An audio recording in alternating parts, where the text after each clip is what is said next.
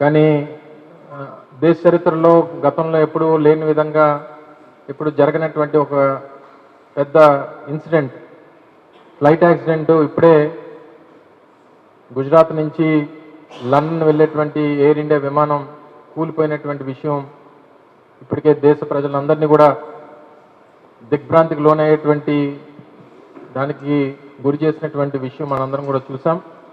ఈ సమయంలో రాజకీయాలు కానీ ఇతర విషయాలు కానీ మాట్లాడడం సమంజసం కాదన్నటువంటి ఉద్దేశంతో ముందుగా జరిగినటువంటి ఘటనలో ప్రాణాలు కోల్పోయినటువంటి వారికి ఆత్మకు శాంతి కలగాలని, వారి కుటుంబ సభ్యులకి వైఎస్ఆర్ కాంగ్రెస్ పార్టీ తరఫున ప్రగాఢమైనటువంటి సానుభూతిని తెలియజేసుకుంటూ, ఫ్లైట్లో ఉన్నటువంటి ప్యాసింజర్సే కాకుండా అక్కడ ఏదైతే జనావాసాల మధ్య కూలిపోయినటువంటి విమానం ఒక డాక్టర్స్ బాయ్స్ హాస్టల్ మీద కూలిపోవడంతో కొంతమంది మెడికోస్ కూడా చనిపోయారని చెప్పి వార్తలు వస్తూ ఉన్నాయి.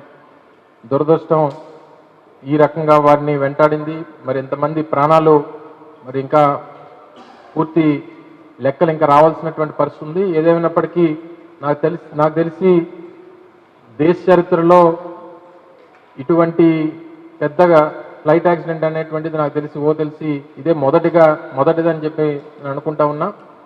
ఏదేమైనప్పటికీ ఎలా జరిగింది, ఏం జరిగింది, ఎందుకు జరిగింది ఇవన్నీ తర్వాత తెలుసుకునేటువంటి పరిస్థితి ఉన్నప్పటికీ జరిగినటువంటి ఘటన మన దేశ ప్రజలందరినీ కూడా దిగ్భ్రాంతికి గురి చేసినటువంటి మాట వాస్తవం. ప్రపంచ దేశాలన్నీ కూడా వారి తీవ్ర సంతాపాన్ని తెలియజేస్తూ ఉన్నాయి.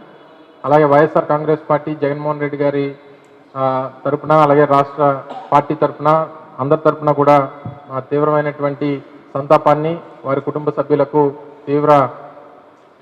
వారికి పూర్తి మనశ్శాంతి కలిగేటువంటి విధంగా వారందరికీ కూడా ధైర్యాన్ని దేవుడు ఇచ్చేటువంటి విధంగా వారికి సహకారం అందించాలని చెప్పి అందరి సహకారం, అందరి తాలూకా ఇది వారికి ఉండాలని చెప్పి మరొకసారి తెలియజేసుకుంటూ, మళ్ళీ మిగిలినటువంటి విషయాలన్నీ కూడా రేపు ఎల్లుండో మళ్ళీ ఇంకో సందర్భంలో మీతో మాట్లాడేటువంటి అవకాశం తీసుకుంటామని చెప్పి తెలియజేసుకుంటూ మీ అందరి దగ్గర ఈ సందర్భంగా సెలవు తీసుకుంటాం. థ్యాంక్